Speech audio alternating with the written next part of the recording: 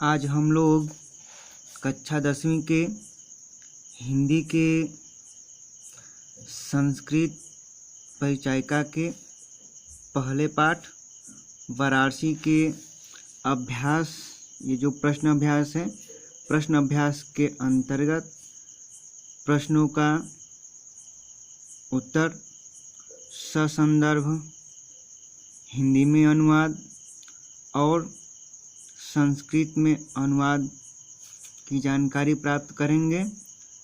और हम लोग पहले वीडियो में इस पाठ को पढ़ चुके हैं और इस वीडियो में हम लोग क्या करेंगे, प्रश्न अभ्यास के बारे में अध्ययन करेंगे।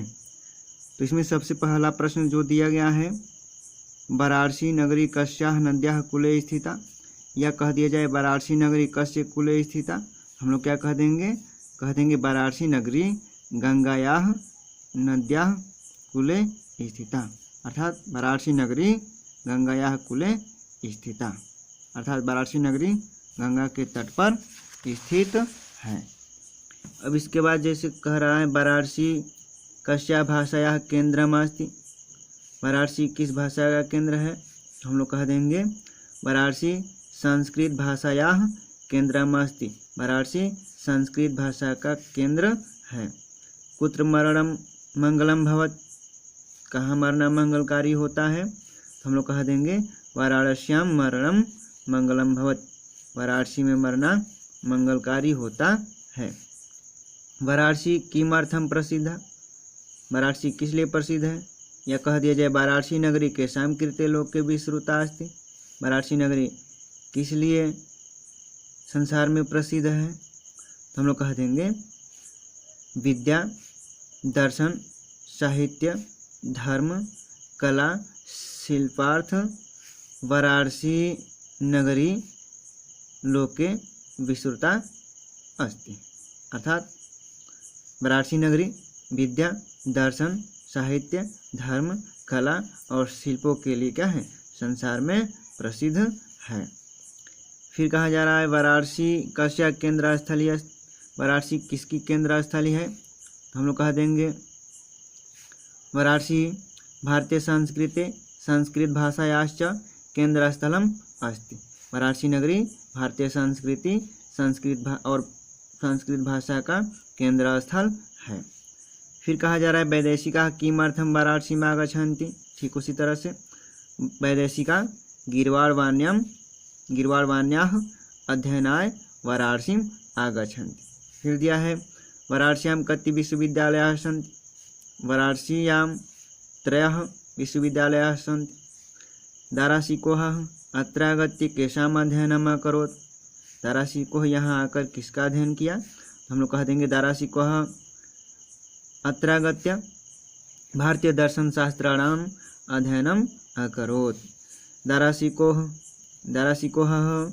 कस्यां भाषायाम् उपनिषदाम् अनुवादम अकारयत्, दाराशिकोः किस भाषा में उपनिषद का अनुवाद कराया, हम लोग कह देंगे दाराशिकोः पारसी भाषायाम उपनिषदाम अनुवादम अकारयत्।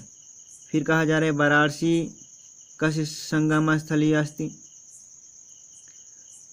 तो इसके जैसे यहाँ एक और प्रश्न है वाराणसी नगरी केषां संगम स्थली अस्ति, अर्थात वाराणसी नगरी किसकी संगम स्थली है, तो हम लोग कह देंगे वाराणसी विविधर्माणां संगम स्थली अस्ति, ठीक, यहाँ भी हो जाएगा 16 नंबर पर भी।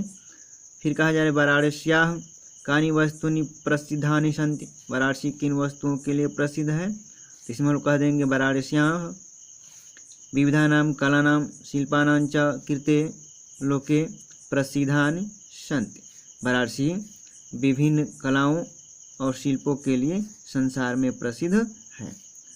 वाराणसी नगरी कुत्र स्थिता अस्ति, तो यहाँ आ जाएगा क्या, गंगायाः कूले, वाराणसी नगरी गंगायाः कूले स्थिता अस्ति।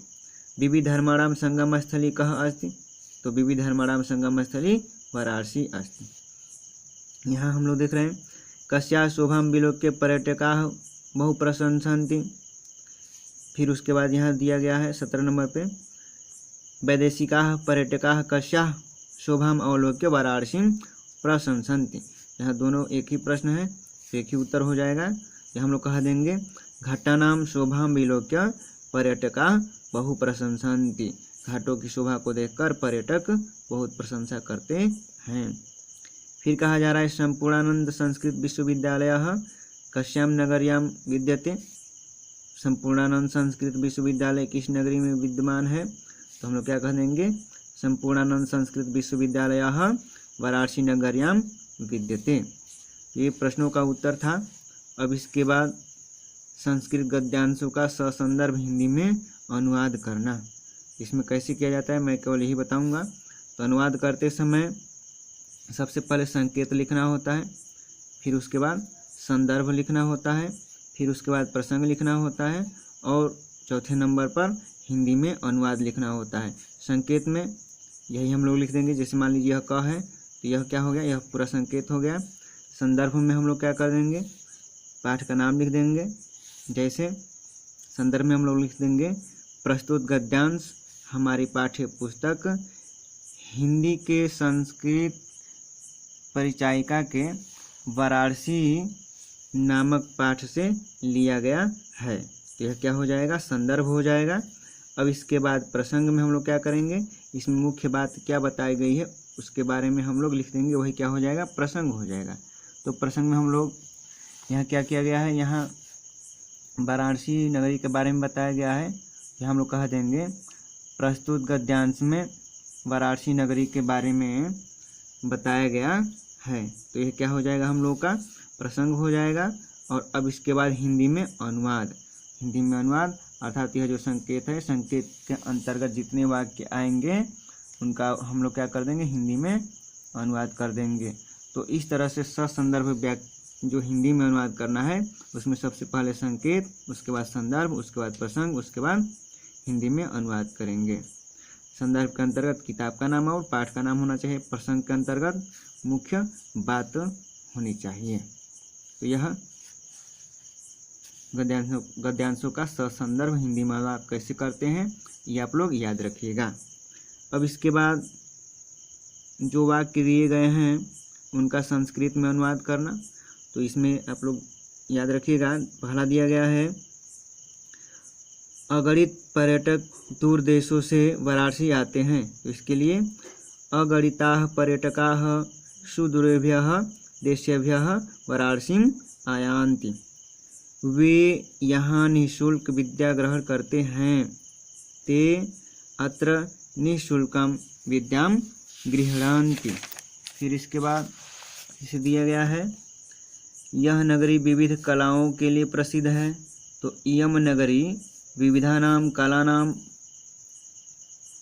कृते प्रथिता अस्ति। कलानां और इसके बाद यहाँ रहेगा कृते यानी के लिए प्रथिता अस्ति प्रसिद्ध है। वाराणसी की पत्थर की मूर्तियाँ प्रसिद्ध हैं। वाराणस्यां प्रस्तर मूर्तयः प्रथिता अस्ति। वाराणसी की पत्थर की मूर्तियाँ प्रसिद्ध हैं। वाराणसी में मरना मंगलमय होता है। वाराणसी मरणम मंगलम भवति। तो यह था प्रश्न अभ्यास। इसके अंतर्गत प्रश्नों का उत्तर, ससंदर्भ हिंदी में अनुवाद करना और संस्कृत में अनुवाद करना हम लोग सीखें। अब इसके बाद हम लोग अगले वीडियो में इसके दूसरे पाठ का अध्ययन करेंगे। आज के लिए इतना ही।